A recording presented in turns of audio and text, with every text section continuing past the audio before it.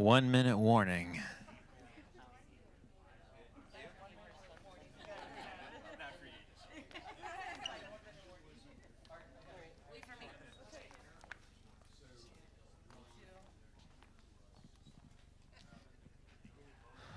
We need some like theme music. Do do do. Dun dun dun dun dun dun dun dun dun dun.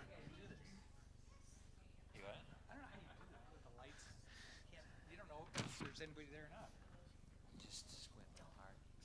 You can lower it if you want with the bar on the right.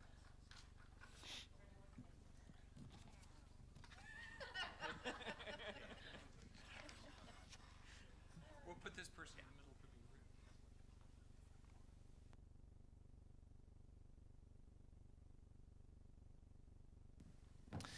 We still theme music. What's a good one? When Rich is going to come up here in a second. We need a good entrance song for him. Anyone got any suggestions?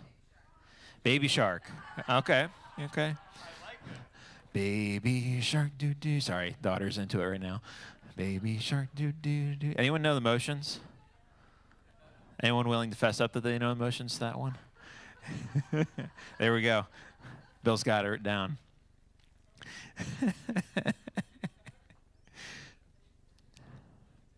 I was thinking Eye of the Tiger, Rich. Could be your intro song. Dun, dun, dun, dun, dun, dun, dun, dun. We did lower ours if you want. It's on the right side. No, just sit down. I'll lower it for you. So, I think you have to sit on it and do the bar.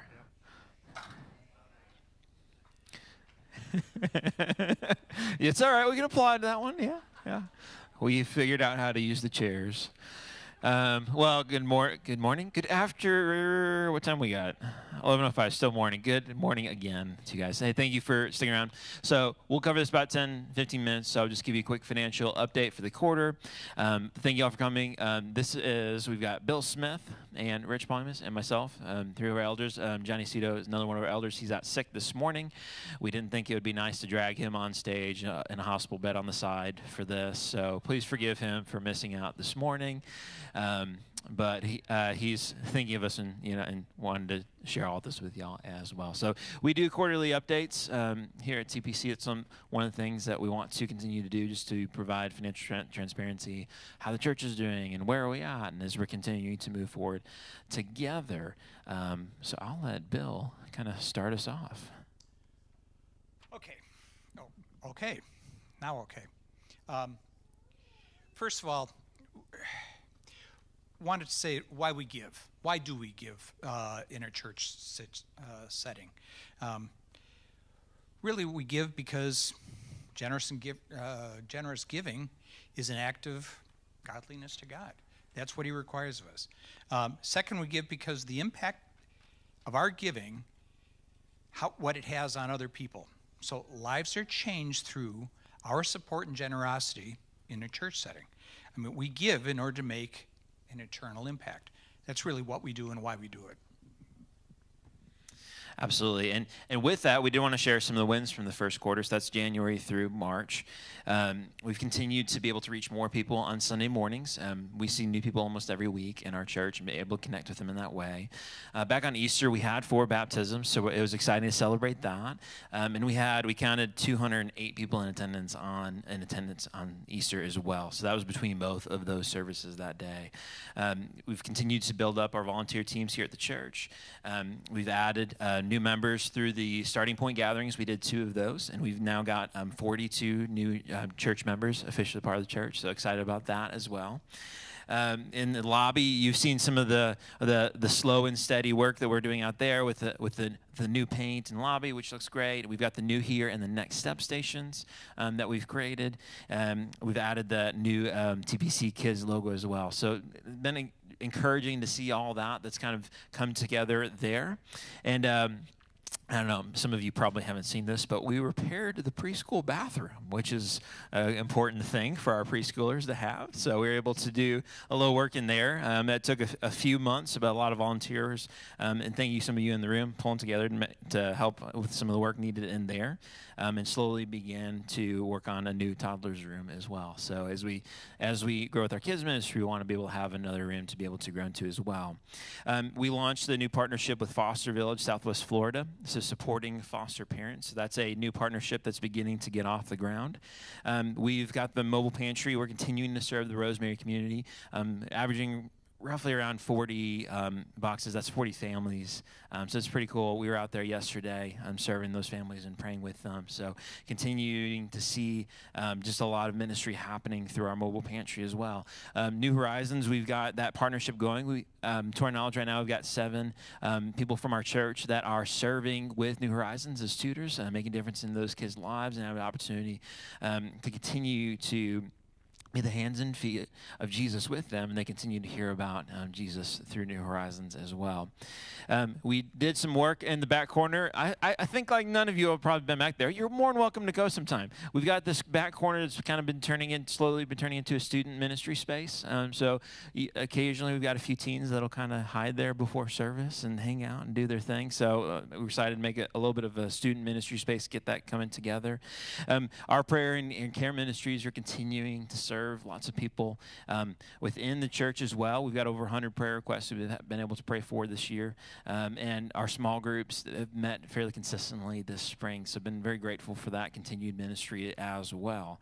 And there's more, of course. If you know of other wins, please share them with us. We want to be able to celebrate those. But it's exciting to see how God is at work, because we're not just here because it's fun to come together on Sunday mornings. Like, there's important work that's happening. And I think that's important to remember, too, when we talk about giving and how it's supporting this work that God has led us to do. And that God is at work in us and through us here at TPC.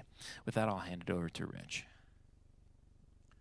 Okay, I always get the numbers here.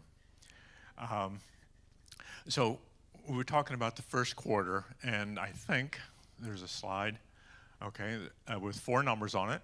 And let me run through the top one in particular.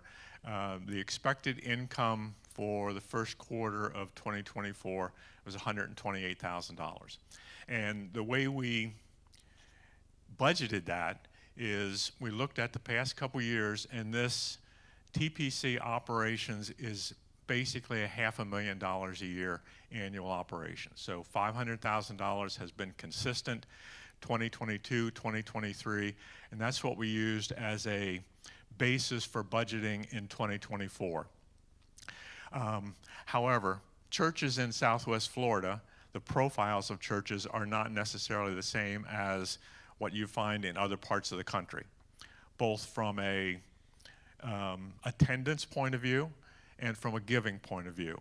So we went back to last year's trend of our giving, and we took $500,000 and allocated it over the 12 months of 2024, and said, based on our trend in 2023, what people gave each month, and we calculated $500,000 allocated over 12 months. And for the first quarter, the expected income was $128,000. Our expenses for that 3-month period was $140,000, a little higher than we expected. But as Stephen just said, we had some building repairs or maintenance or upgrades that was done during the first quarter. Also, Easter fell in the first quarter, so there was some additional expenses there. But we basically averaged $47,000 a month of expense for the first quarter.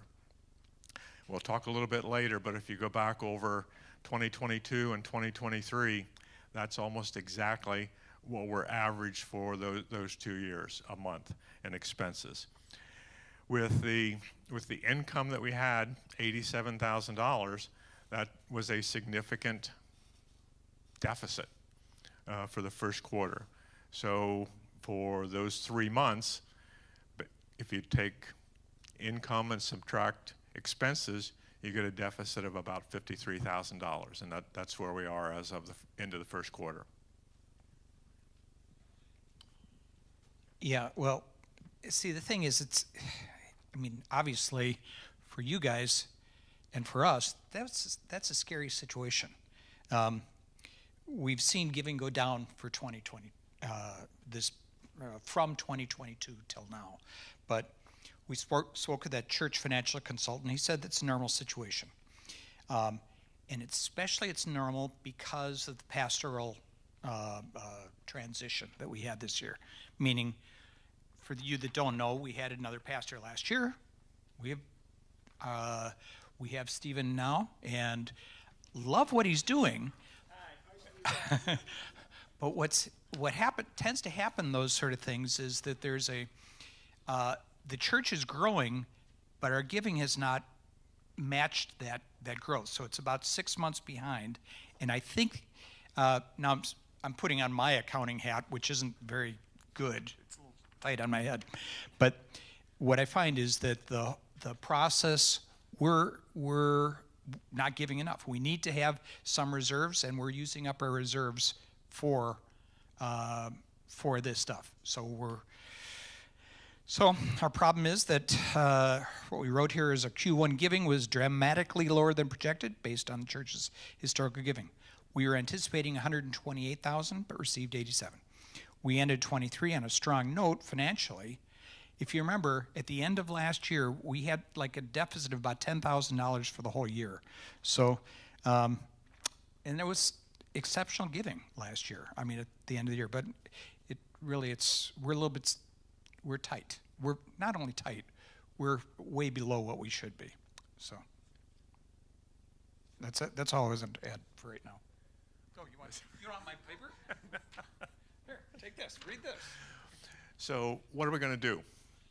That's kind of the question, and we've already met and talked once about going through our budget for 2024 and seeing where there were places where we could reduce our expenses or our planned expenses. For those of you who aren't familiar, our budget is divided into 5 major categories: administrative, facilities, ministry, missions, and personnel. And within those 5 categories, there are about 60 some individual line items that we allocate funds to each year. We're watching that on a monthly basis. As I said, we met a couple weeks ago and began going through our budget, initially focusing on the administrative portion of the budget to see where there were places that we could reduce our expenses going forward, expecting not that the first quarter was going to be typical, but that giving was going to be good for the remainder of the year. But we do need to be cautious and be cognizant, at least, of where we are at the end of the first quarter. So we looked at those categories. If you look at a church budget, and Stephen mentioned that we've been talking with a financial consultant that does a lot of work with churches, has had a career working with churches and with ministry. And he said that facilities and personnel are always the 2 biggest categories in a church budget. For us, facilities runs about 30 to 35% of our annual budget. He had said that that's good. 30% is the guideline that they see for churches across the country for facilities. We run a little bit higher. We're in Southwest Florida. Renting a building, renting any kind of property in Southwest Florida is not cheap. So our rent here, even though we got a good deal from the landlord likes us.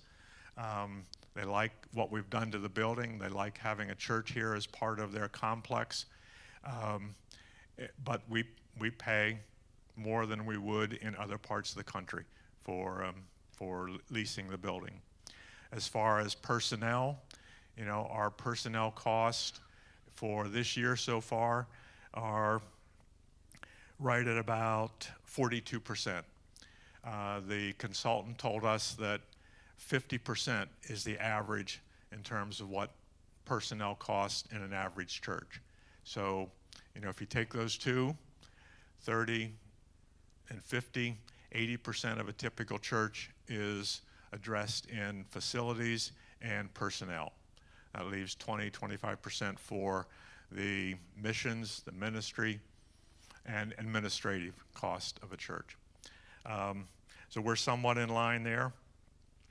If I go back and look at 2022 and 2023, and I look at what our average monthly expenses were for those 2 years, and I understand they weren't really typical years, but our expenses were very consistent.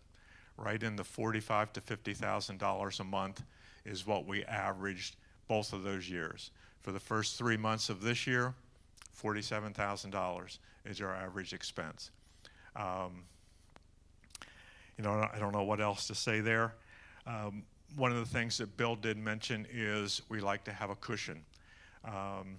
The consultant recommended that we try to have a 2 to 3 month cushion. That means that would cover 2 to 3 months of our average expenses going forward. Now, giving is not going to go to zero. That's not going to happen. But we do want to keep somewhat of a reserve. At the end of 2023, our reserve was about 4 months worth of operations.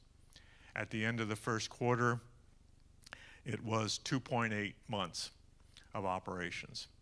And at the end of last week, it was 2.5 months coverage of our monthly expenses. So that's the situation we're in at the end of the first quarter.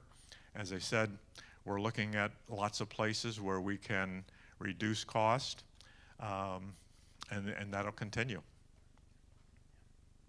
Thank you, Rich. And it's good to know, okay, why are we at this place, know exactly where we're at, and it helps us inform what does it look like to move forward. But I think in the midst of all of that, one of the things that I was encouraged by, and again, we brought in this financial consultant to help assess everything, and we've looked very closely at everything to make sure we're going on the right path and doing the things we should be doing now as a church. And there's lots of reason for encouragement. And one of the reasons is when you come on Sundays, how many people do you look around and see that have joined the church in the last year, right? Like, we are a growing church, and that's part of the encouragement I want to share with you too. And as we think about that, that's important because why? Our mission is to help people experience a life-changing relationship with Jesus. Like, that's why we're here at the end of the day. And I wish I could say that was like some really exciting mission statement that no other church has ever thought of, and we're better than all other churches. But at the end of the day, that's what we're all here for, right? To make disciples, like help people experience this life-changing relationship with Jesus. So that's why we're here. And when we think about why we give, it's to help more of that ministry happen. So a quote I heard recently was that giving determines the pace of the mission. When it comes to churches, giving determines the pace. That means when giving increases, more ministry is able to happen. If giving decreases, that means you pull back and you're not able to do as much ministry. And that's true for any church, right? And we always have to think about it in that way. So as we think about where we're at, we've got every reason for optimism at this point because we are a growing church, and the giving is lagging behind in that way, but we're hoping that we can begin to take steps forward in that as well. So as you're thinking about what does that look like for us, I know many people in the room are already giving and supporting the work. So my ask this morning is just prayerfully consider, and our ask this morning is to prayerfully just consider not what giving has been in the past for you, what it might be a year or two from now, but right now in the season, what does that look like for you? Are you at a place where you're like, oh, man, I feel really good about what we're able to give right now? Or is it if you're giving, but you're able to give more in this season, we'd certainly welcome that in a partnership in that way. Or if you're not giving, would you consider giving? So just want to share that with you, invite you into that. One of the encouraging things we've seen is we've seen more people joining the recurring giving in our church too. And so that's really helpful too, because then we can look and see, okay, next month, what is that amount of recurring giving that's going to come in? That helps us better plan for the future too. So maybe that could be something that you could consider, maybe setting up a recurring gift in that way too. So just would love to invite you to do that. Again, financial transparency is important for church, and we want to have that. So we're going to be up here afterwards. We're more than happy to help answer questions. If you've got any, come up and talk to us. If you want to think on it and you want to send us questions later, please feel free to. We just want to be able to answer any that you might have.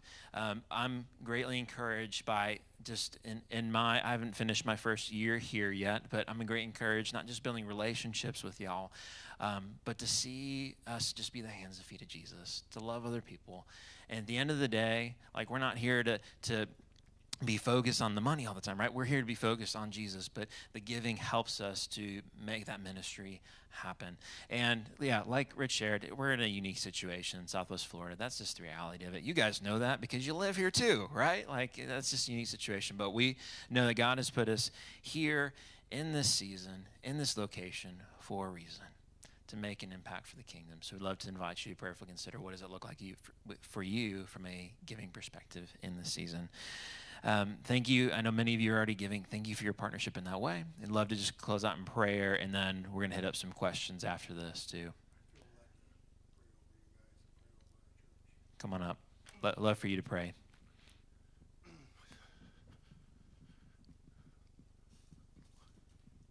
Lord, you know our hearts.